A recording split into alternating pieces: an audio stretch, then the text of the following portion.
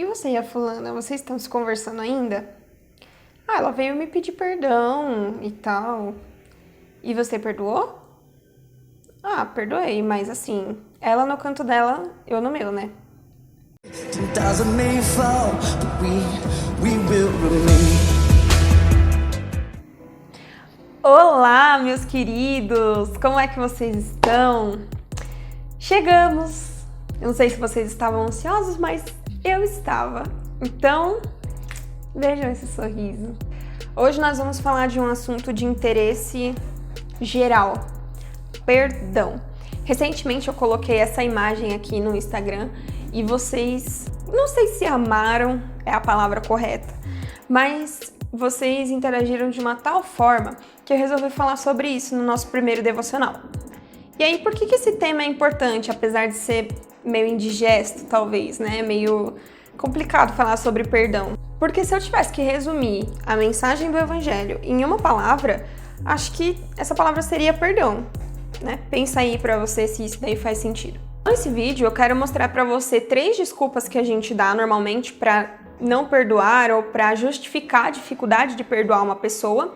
E eu quero te mostrar também que a Bíblia não só pede pra gente perdoar, mas ela nos mostra, ela nos ensina como fazer.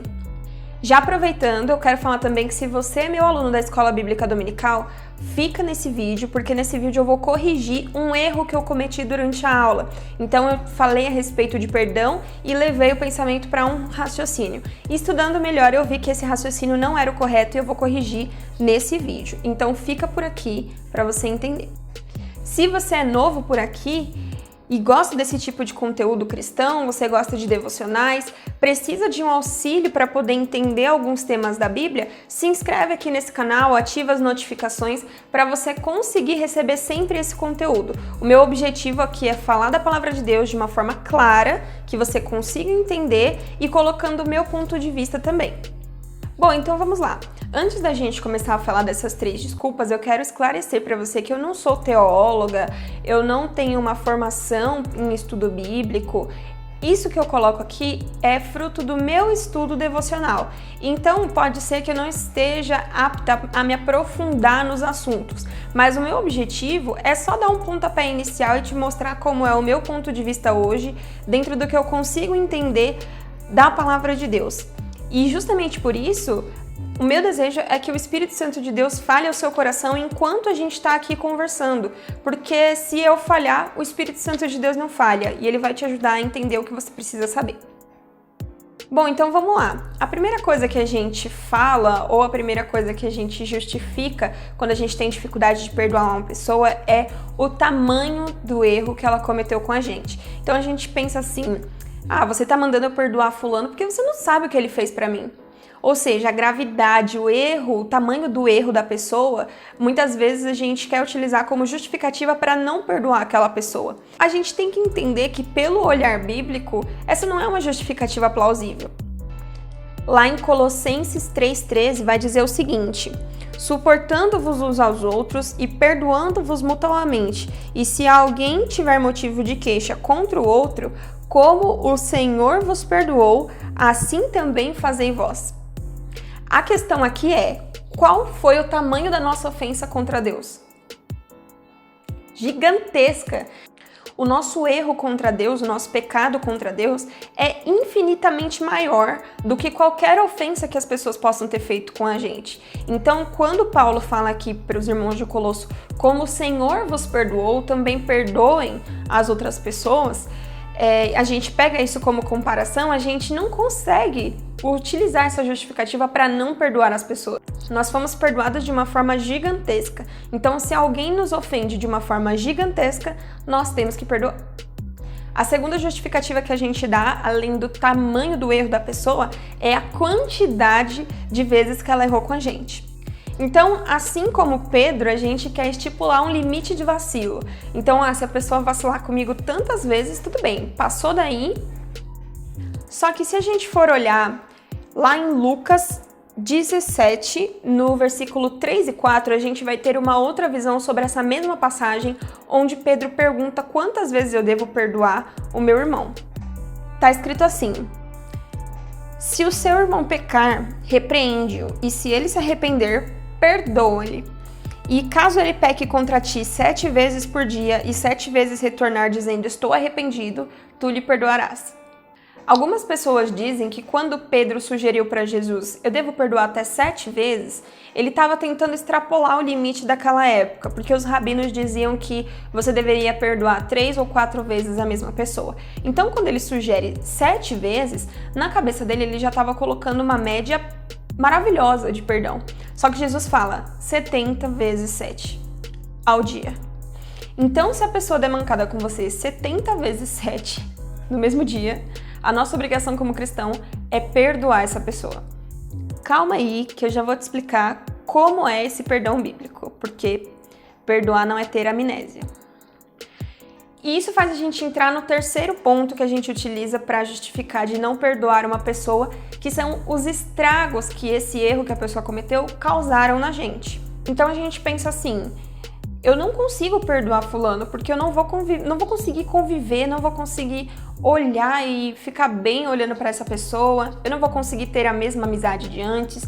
O que acontece aqui é que é uma mistura de fatores. O primeiro é que a gente encara o perdão como um sentimento, assim como o amor. A gente acha que amor, perdão são sentimentos, quando na verdade essas coisas são decisões. Quando você decide perdoar, você não está dizendo, olha, tudo bem o que você fez comigo, eu concordo com o que você fez comigo, não estou mais chateado com você. Quando você perdoa a pessoa, você não está dizendo isso. Nós podemos tomar como exemplo o que Jesus fez na cruz. Jesus falou, Pai, perdoa, eles não sabem o que fazem. Aquilo ali era uma atitude de amor e um pedido intercessório de perdão. Jesus não estava sofrendo ali, ele não estava sentindo dor. Quais que eram os sentimentos de Jesus naquele momento? Muito provavelmente estava afadigado, estava muito chateado, triste. Mas, ainda assim, ele pede ao Pai que perdoe. Então a motivação de perdão não é baseada no que a gente está sentindo, é baseada numa decisão.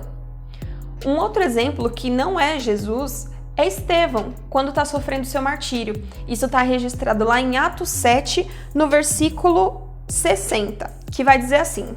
O versículo 59, só para a gente entender melhor, vai dizer o seguinte: E apedrejaram Estevão enquanto ele dizia essa invocação: Senhor Jesus, receba o meu espírito. E depois, caindo de joelhos, gritou em voz alta: Senhor, não lhes leve em conta este pecado. E dizendo isso, adormeceu. Pensa uma pessoa que está proclamando o evangelho, cheia do Espírito Santo de Deus, e ela está falando, Senhor, receba o meu espírito, e começam a apedrejar essa pessoa. O espírito de Estevão estava conectado com Deus. A carne dele estava machucada. O seu lado humano, emocional, completamente abalado. E ainda assim, ele faz uma declaração muito parecida com a de Jesus. Senhor, não impute esse pecado a eles. E morre. Então, isso só confirma pra gente que quando você vai perdoar uma pessoa, a iniciativa do perdão não parte do seu sentimento, parte da sua decisão de perdoar. E é nesse ponto que normalmente a confusão tá criada na nossa cabeça, né? Existem dois extremos aqui, como eu falei pra vocês antes. O primeiro é das pessoas não quererem perdoar, não se sentirem na obrigação de perdoar. E o segundo é as pessoas acharem que perdoar é esquecer completamente, é passar para um outro lado que seria um perdão incondicional. Nenhum dos dois está correto. Então, qual que é o padrão bíblico de perdão? É que apesar da dor que foi causada a você, apesar da mágoa que existe no seu coração, você decide não cultivar rancor contra aquela pessoa e viver em paz com ela. Isso não significa, lógico, que você vai sempre conseguir conviver com a pessoa, mas a palavra de Deus também fala que no que for possível, a gente deve seguir a paz com todos. Então, se você conviver com aquela pessoa, se você tentar voltar uma amizade e você vê que isso não está promovendo a paz, então talvez seja realmente melhor você perdoar, mas manter uma distância segura, para que a paz reine. Entendeu? Então, visto que não é uma justificativa o tamanho do erro que a pessoa cometeu, nem a quantidade de erros, ou o que eu estou sentindo, o meu medo de me relacionar com aquela pessoa, como é que a gente deve perdoar e o que a Bíblia fala a respeito de como conseguir perdoar as pessoas? Sempre que Paulo fala no Novo Testamento para as igrejas, perdoem o seu irmão, logo em seguida ele fala, assim como o Senhor vos perdoou. Eu vou colocar as referências aqui para vocês poderem ler depois.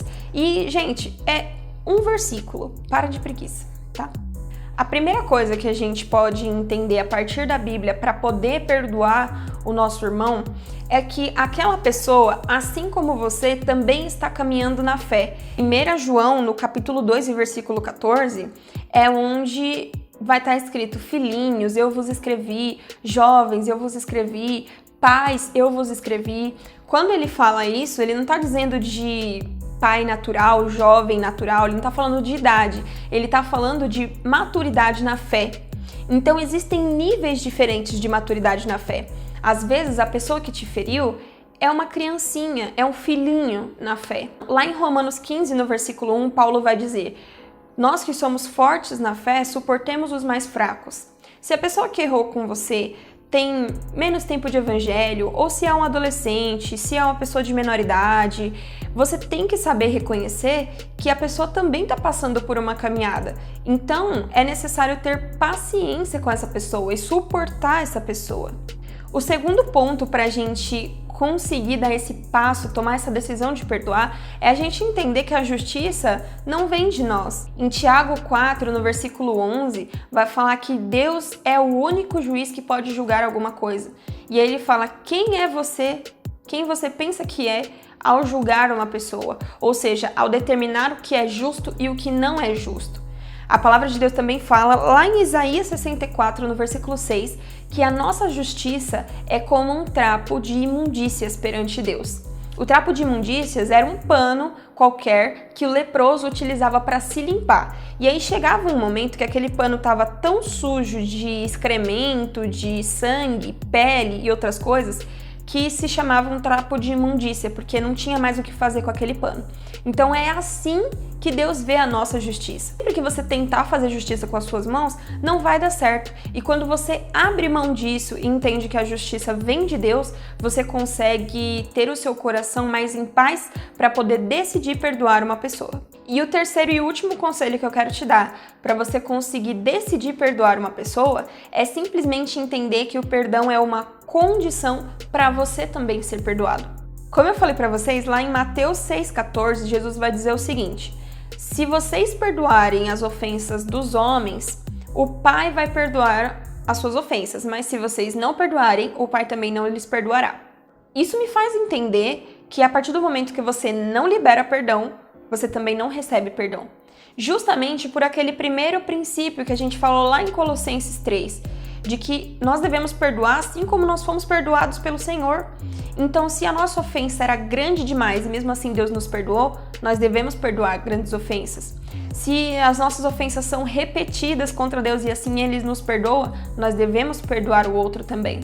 Lembrando que, como eu falei, perdoar não é ter amnésia. Se você perceber que a convivência com aquela pessoa vai cultivar o rancor dentro de você, você ainda não conseguiu se desvencilhar daquele mal que a pessoa fez pra você e você acha que é melhor se afastar por um tempo, tudo bem, mas decida dentro de você não guardar o rancor contra essa pessoa e nem procurar a vingança. Quando você fizer isso, você perdoou aquela pessoa.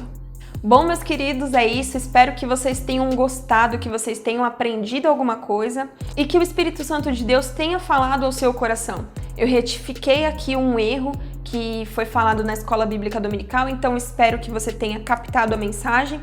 Fique aqui nesse canal, se inscreva nesse canal para você receber mais conteúdos assim. Se esse vídeo foi útil para você, curte, e se você conhece alguém que está passando por um momento que precisa ouvir isso, compartilhe esse vídeo com essa pessoa e ajude ela a entender como é importante perdoar. Um beijo e até a próxima. Tchau! Do you see, King of Heaven?